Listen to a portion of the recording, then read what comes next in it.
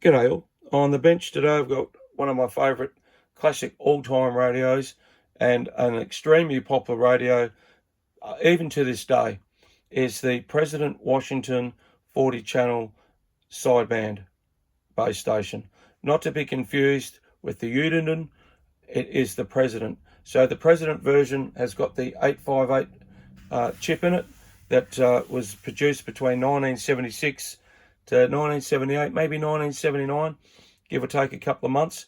And as we all know, the FCC in America forced President to stop producing that particular board because of all the modifications being done to it in regards to channels and also extra power.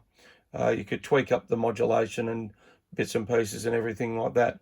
So this radio was made for only 2 years, and it's a pity because it was a really good chassis. So when I got this radio, I bought it as under parts are not working, and I took a risk, and I thought, well, the seller had a couple of really good photos. I saw the back of the radio, and I thought, well, I'll take a risk. And the other reason I took the risk is because it came in its original box with all the instructions, everything. The original mic, the power lead, everything. So I was really happy to get it. Probably not so happy that they did this to it, but that's stuck on plastic, so I can get that off.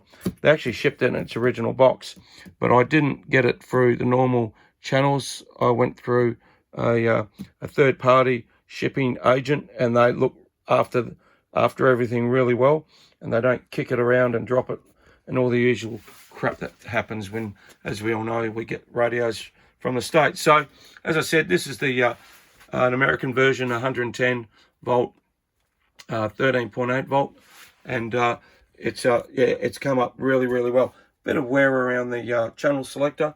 What I've done, all the pots were scratchy, so I've chucked a bit of deoxit into them, I've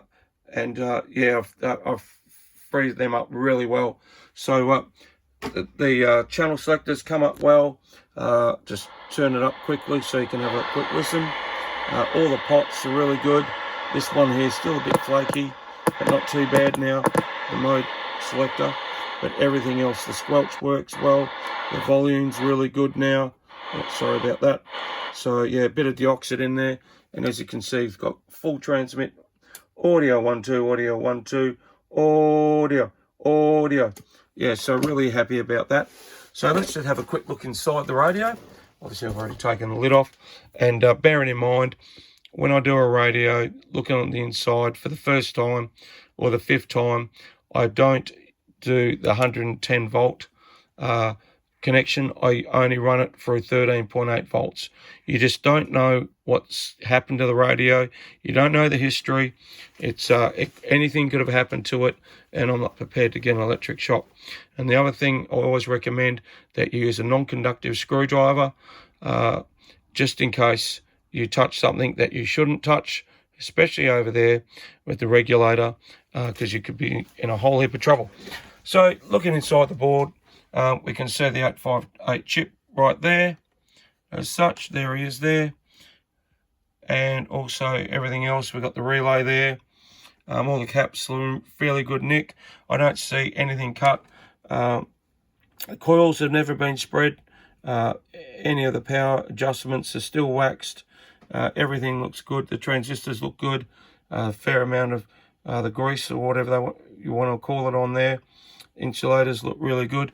The only thing that's got me worried, I knew it had extra channels, so I wasn't too stressed about that. I'm going to leave them in there. You can desolder them, but what's the point? Was the fact that if we look down here, these two diodes here, D21 and D22, if you can actually see, they're actually soldered together. That's been pushed over and soldered together. So I've never seen that mod before. Don't know what it's meant to achieve, but I'll do some research on that. But everything else looks really good as such. So that's the inside of a 858 radio. Look, and these base stations are the same as a 138 XLR, the one that mobile. What else we got? The Robins, the Realistic, all those radios, they all use the same board. All the difference is it's a home base, but the boards are all the same. The good thing about President is that they did have a mic gain, which some of the other radios didn't have, like the Navajos and that, which is a bit of a pain in the bum. They were preset, but you could go in there and change the modulation. So I'll just quickly go and I'll turn it off just in case. Quickly just going to show you the inside, the underneath of the radio, so you can have a look. Yeah, and as I said, the gold passivated plating is in extraordinarily good condition.